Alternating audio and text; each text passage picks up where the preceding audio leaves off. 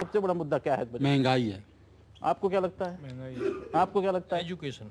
Education, महंगाई, महंगाई, education. आपको क्या लगता है? कृषि का है, कृषि की दर है वो लगभग 3%। कृषि की विकास दर, कृषि की विकास दर। और बताइए, आप लोग बताइए। आप जी, सबसे बड़ी समस्या तो ये है कि रोटी, कपड़ा और मकान किस हद तक सस्ता हो सकता है? सस्ता हो सकता है। महंगाई यानी फिर से यहाँ पे बात आई। आप बताइए। महंगाई कम होनी चाहिए, महंगाई बहुत ज्यादा बढ़ गई। महंगाई बढ़ गई है। इनकम टैक्स में छूट होनी चाहिए। इनकम टैक्स में छूट होनी चाहिए।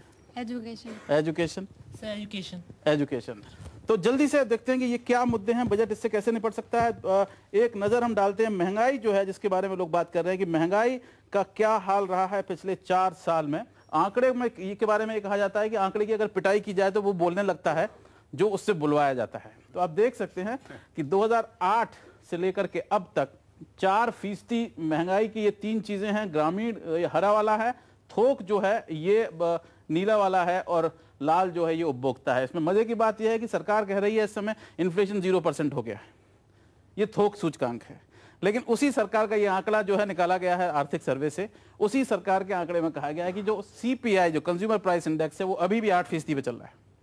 और इससे भी ज्यादा खतरनाक बात यह है कि जो ग्रामीण उपभोक्ता का रूरल एरियाज का है वो अभी भी 8% से ऊपर 9% पे महंगाई की मार चल रही है। ये पूरे के पूरे 4 साल के आपके एवरेज जो है वो इसमें दिखाई दे रहा है। अब लोग ये कहते हैं कि जब इन्फ्लेशन जो है 0 है तो चीजों के दाम जो है वो नीचे क्यों नहीं आ रहे हैं। वो अभी आप देख लीजिए जल्दी से कि चीजों के दाम नीचे क्यों नहीं आ रहे हैं। पिछले 5 साल में जो दाम बढ़े हैं चीजों के खाने पीने की, वो ये हैं आर्थिक सर्वे के अनुसार।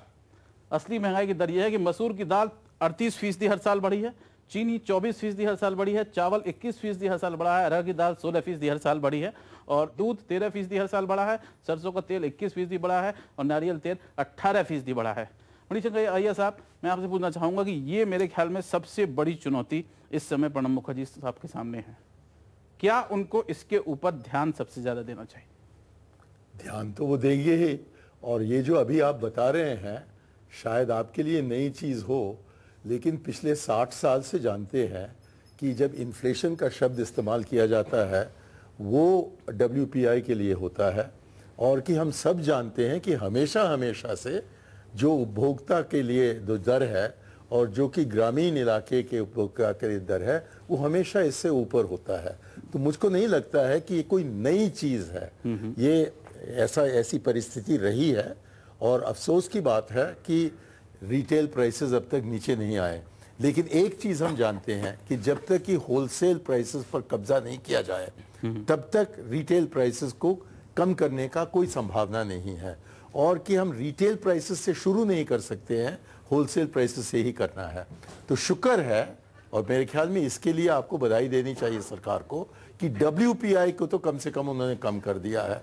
अब बाकी पर जो कदम उठाना है, अब मैं उम्मीद रखता हूं कि प्रणब दा कुछ हमें बताएंगे इसके बारे में अपने बजट में। प्रणब दा बताएंगे। और मोहम्मद सलीम साहब, आपको क्या लगता है? आपने ये मुद्दा चुनाव से पहले भी आपने उठाया। शुरू से हम ये मुद्दा उठाते आए हैं और वर्षों से ये कह रहे हैं कि सरकार जब कहती है कि मुद्रास्फीति में हमने पूरे काबू में ले आए, दरअसल वो एक मिसनोमर है।